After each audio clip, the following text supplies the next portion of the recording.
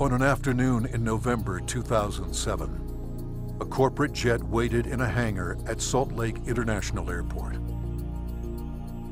Its 4 passengers, scientists and executives from a global pharmaceutical company, were locked in negotiations with 3 men in a nearby building.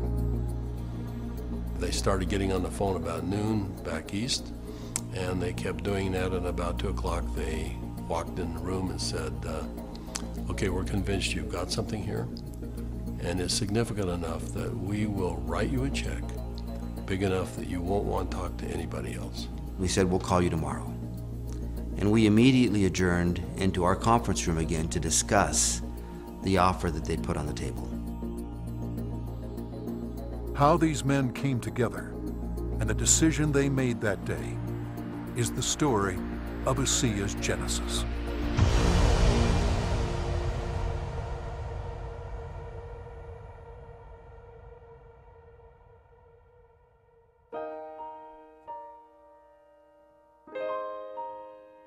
A lot of people have fathers that teach them sports. My father happened to be a great strategist. And from a very young age, I recall having discussions with him about what he was doing. At the time, he was running fairly large companies. And I can remember driving in the car with him and him talking to me about strategy, about what is strategy and how to think differently about a company. Vertus Norton was well qualified to teach his son. At the time, he was sales planning manager of the billion-dollar beverage division of General Foods Corporation in New York, with responsibility for iconic products like Kool-Aid, Country Time, and others. In 1985, he was recruited by Dart & Kraft and eventually became the head of Hobart Corporation US near Cincinnati, Ohio. 5 years later, he rejoined Kraft General Foods in Chicago as vice president of the Channel Group, managing a billion-dollar pilot business unit that led to the eventual integration of General Foods, Oscar Mayer, and Kraft Foods. Based on his track record, Vertus was asked to help re-engineer the company to increase efficiency in relation to an industry-wide initiative called Efficient Consumer Response. In the subsequent 3 years, Kraft's ECR, or efficiency rating, moved from 10th to 1st place. I've known Vertus for over 25 years, and it was apparent to me immediately that here was a very special man. A man that had wonderful ethics, great business strategies, enthusiasm. There was no question that this man was going to be a huge success, and he is a success. Vertus retired from Kraft at age 57 and moved to Park City, Utah.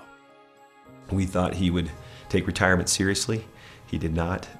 Shortly after doing some service for our church, he was asked to run a biotech company. He had a lab in Southern California, 5 PhDs reporting to him, a series of master's or graduate students as well, all doing work for him there. And he ran that for 4 years, and we thought he was done. But Vertus Norton was not done. Through his son Tyler, Vertus was introduced to another biotech company and invited to become a member of their board. I recall coming to the house one afternoon only to find books strewn about his desk, chemistry and biology books, and I said, now what in the world are you doing now? And he proceeded to tell me that he had been invited to sit on the board of this company that had an incredible technology. And I do recall him saying, but they don't know exactly what they have. And that's an invitation to my dad. He's going to figure it out. He's a puzzler. I was intrigued until they told me it was made from salt water. And I told them, this doesn't sound right, and you're going to have to convince me it's real. They said, well, we can do that. They said, we have a lot of research, and we'll give you some of the best research. You can look at it. And after running a lab and having my association with these people for 4 years, I knew what to look for. And I went through the science, and it was good, defensible science. Then they gave me a list of people to call, and I was calling Harvard, UCLA, University of Washington, University of Indiana, major labs across the United States, and everyone I talked to raved about the product, the way the company was intending for it to be used, And also they raved about the fact that you could drink this product and get a benefit from it. At the time, the product could only be produced in limited quantities through small devices. Highly unstable, it had to be used within minutes of production. But seeing the strength of the product, Virtus agreed to join the board of directors. As soon as I did that, they said, we're going to give you one of these devices to put in your house. We'd like you to become familiar with it. I started drinking the product that was made in this device, and my thinking cleared up. I had more energy. I felt better than I had for years, and now keep in mind I was in my 60s at that time. And I thought, holy cow, what is this? So I went to the first board meeting and found out that they were flat out of money. They were $1 million in debt. We said, let's see if we can help them find money. We tried for about 90 days, could not. Eventually the company folded, and they actually merged it with another company, an energy company. And when that happened, that company started selling off assets. Meanwhile, a family in New Hampshire was embarking on a major change. Jim Pack had been a highly successful consultant in the telecommunications industry. His son, Joe, had secured a position on the United States ski team. Wanting Joe to achieve his dreams, the family moved to Park City to allow Joe to train with the U.S. freestyle team for the 2002 Winter Olympics. So I'm living in a subdivision in Park City, Utah, and after a few years, another gentleman moves in a few houses up from me. This gentleman was named Virtus Norton. Now, Virtus and I became good friends, and actually we became good golfing buddies. I quickly came to realize that Virtus was something special in terms of his training, his business skills, his analytical ability, his integrity. Everything about Virtus was so much better than any executive, including governors or attorney generals, that I'd ever worked with. He was so competent. I was impressed.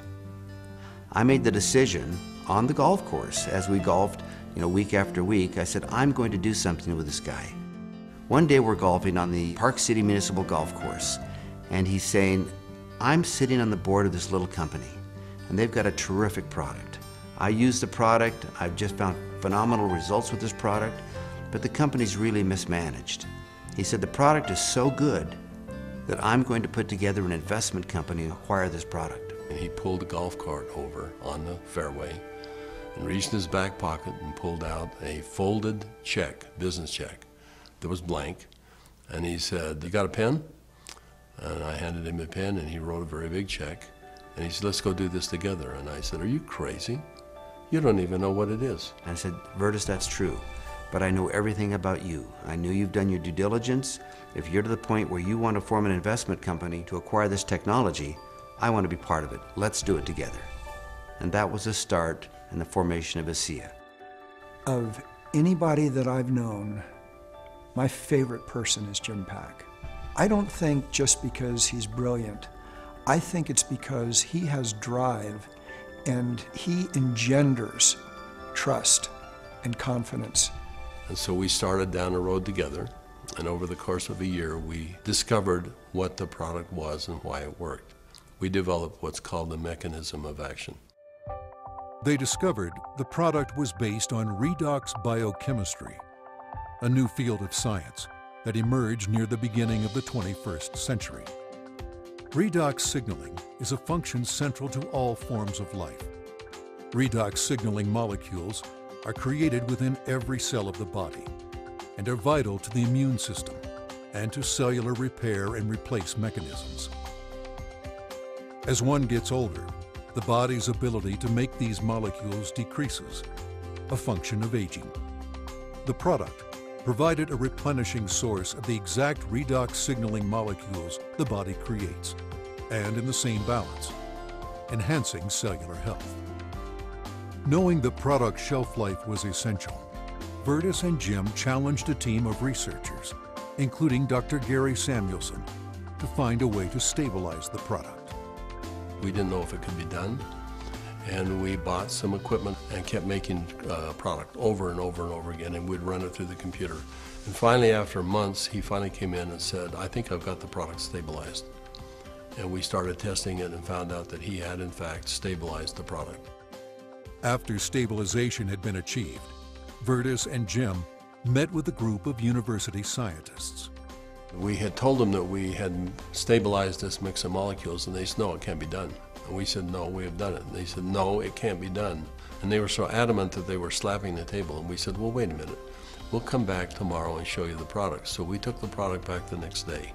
Said, this is stabilized redox signaling molecules, both positive and negative molecules in the same bottle, stabilized. And they said, how in the world did you do this? So one of the big breakthroughs is the fact that we can stabilize molecules that you're not supposed to be able to do that. The molecules in ASEA are supposed to be fleeting. They should all return to salt and water in just a matter of minutes, and they don't. Meanwhile, Vertus's son Tyler had arrived at the pinnacle of his career in the financial services business. His father took occasion to explain to him the technology he and Jim Pack had acquired. He said to me, this is the product. He reminded me it was made from salt and water, and I was very concerned. At church the following Sunday, I was discussing some of the challenges of some of the members of our congregation, and I had a neighbor friend that we discussed the majority of that meeting, who, despite seeing a number of professionals and trying to solve a challenge that he had a significant issue, they were just not able to really help and find a solution for him. And it was then that this product popped into my mind. I wondered and asked, despite my doubts, could this help? Could this make a difference for him? I called Dad, and he said, of course it will help. Now, I didn't have that conviction at the time. He did, and he was willing to get some of that product. We got that product to my neighbor. And from that point forward, I felt confident that I had done my part. And given that I was still doubtful and even fearful, I kind of washed my hands from it. I think it was 3 months later when I received a phone call from the leader of our church. And he said, are you sitting down? And I said, don't start a call like that. What's wrong? And he said, this is good news. Are you sitting down? He proceeded then to tell me that he had just received some very good news, that my neighbor, whom we had given this product to months earlier, had received word that he was in fact improving and had improved a great deal. Of course, the question going through my mind was, well, did he drink this stuff? And that was what my church leader told me. He says, that's why I'm calling. He drank all of it, and he's confident that it's had a huge effect on his situation. I called my neighbor, and I needed for him to tell me what he had experienced. And he was quiet for a minute, as I recall, and said, do you have any idea what I think this has done for me and for my family? He began to tell me things that I've now heard multiple times over from people across all of North America, and how this product helped him and made a difference for his family. Frankly, this was a problem for me. This became a problem for me. It was my first indication that this could be real, this could be meaningful. By this point, Jim and my father had made a significant commitment to this product. They were moving forward. And I started to question kind of what I was doing, and feeling a need to get this product out to the world, watching the impact it was having. And I ultimately resigned in May of 2010 from a significant job, the job I'd spent the better part of 17 years getting to. And it was born of this sense and feeling that this product needed to be given to the world. I've known Tyler Norton for now over 20 years. He is a person who demonstrates integrity in all aspects of his business. He is able to motivate people to do things that are even beyond what they think they can do. You know, this came full circle for me about a few months ago.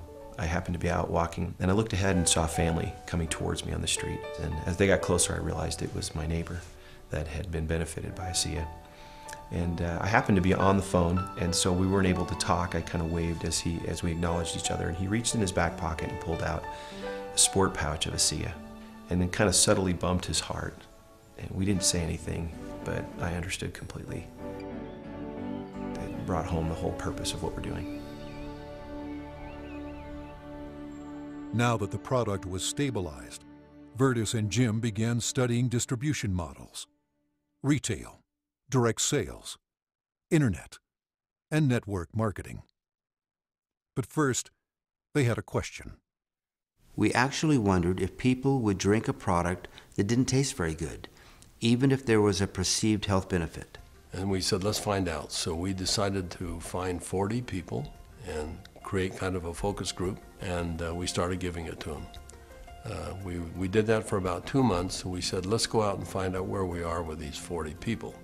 So when we went out and contacted them, we found out that the 40 people had turned into 135, and the product had been shipped to 20 different countries without our knowing it.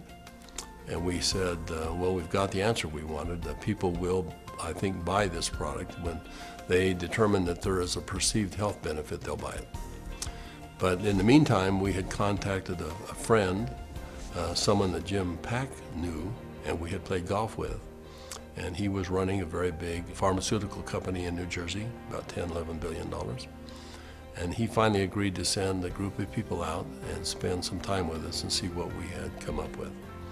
So 4 people flew out on a plane, and we met in the conference room we had on the west side of the city for the better part of a day. We spread out all of the research that we had out on a table. And these gentlemen asked all the right questions.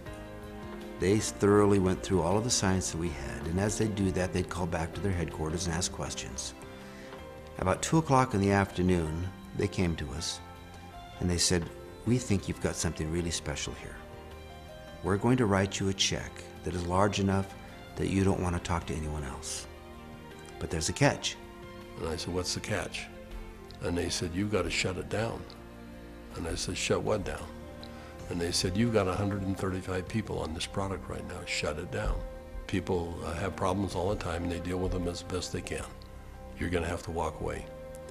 And that kind of took us back a little bit. In fact, I said, that seems a little harsh to me. And they said, you want to work with us, you walk away. We said, well, we'll let you know. So we ushered them out of the building and we huddled around the conference table. We came to realize that this had changed for us from a business play to something very important. This was a cause, this was a responsibility. We'd seen too many people helped by this product. We realized that the only option before us was network marketing. And in that conference room on that day, we made that decision to form a network marketing company. ASEA LLC opened its doors for business in July 2009 with just a handful of independent associates. Today there are tens of thousands, and their ranks are growing exponentially every month. In 2012, the company announced its entry into Europe, the first of many international steps to come. Every company has a vision, but for Vertus and I, our vision is just a little bit different given our age. This is not about making $1 million. This is about changing 1 million lives. One of my fondest memories is of a Meet ASEA meeting that we held in Lexington, Kentucky. We had a huge group of people that came, very impressive group, and a lot of people coming up talking about what ASEA had done for them personally. But at the end of the meeting, they invited me to come up and gave me a small treasure chest. Wasn't very big, but as you open up the treasure chest, it's filled with letters of gratitude and thanks. It meant a great deal to me. So we came back to Salt Lake City, and I asked our people to go out and find a treasure chest, which we have done, and we have it in the office, and we continue to add letters to it. I have the privilege of going around the country and talking to people about this product. And it's not uncommon at the end of a meeting to have a group of people line up and want to tell me and really thank me, but more thank my dad and Jim for what they've done. And as they tell their stories and I get a chance to look into their eyes and sense their sincerity and the realness of what this has done for them, more than once I've had to step out of the room and find a corner in a hotel somewhere where I could compose myself and get myself in order after hearing how sincere and thankful they are for this product. You know, we started off looking at this as a business opportunity, and as we progressed, it became more of a sense of purpose, but it's much more than that. We're creating a culture here. We're creating a family. I believe that the heart and soul of this company is represented in our associates. Our associates becoming is as important to us as them making an income. I don't believe you build checks. I believe you build people. And perhaps one of the greatest blessings of my time here at ASEA is embodied in these marvelous, enriching relationships with wonderful people. People that are desirous to improve their lives, share something meaningful with others, make a difference in the world, and become more.